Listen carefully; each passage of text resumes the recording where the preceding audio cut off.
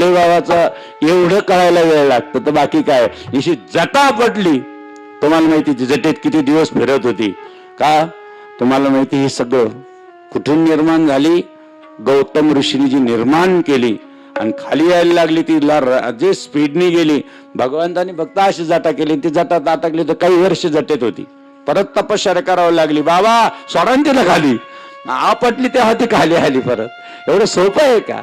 भोले बाबाच्या जटात किती दिवस फिरत होती, म्हणून त्यांच्या जटेतून आहे, भगवान विष्णूच्या अंगठ्यातून आहे आणि ब्रह्मदेवाच्या कमंडलूतून आहे.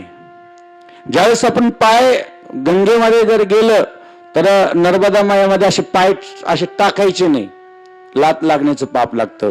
गंगाने मैयामध्ये गुळणा टाकायचा नाही, असं तोंड धुवायचं नाही. तोंड धुवायचं असेल तिथून पाणी घ्यायचं, बाहेर यायचं. गंगा मैयामध्ये नर्मदा मैयामध्ये पोहतात काही लोक, अजिबात नाही, कपडे धुवायचे नाही. हे पवित्र तर ठेवावंच लागतं. पाय चालायचं असेल तर सरकत सरकत चालावं लागतं. कारण का?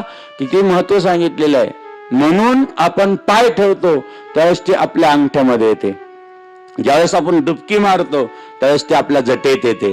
आणि ज्यावेळेस आपण निघतो आपल्या तांब्यात भरून घेतो त्यावेळेस ते आपल्या कमंडलूत येते. लक्षात घ्या. त्यावेळेस ती कुठे येते? ती आपल्या कमंडलूत, ब्रह्मदेवाच्या कमंडलूत आहे, भगवान शंकराच्या जटेत आहे आणि ब्रह्मदेवा आपल्या भगवान विष्णूच्या अंगठ्यात आहे. म्हणून अशी रूप देणारी ती गंगा आपण वाची म्हणता, गंगा गंगा सकळ पापे जाती. गंगा जशी आपली गंगा पवित्र आहे तशी नर्मदा मैया आहे.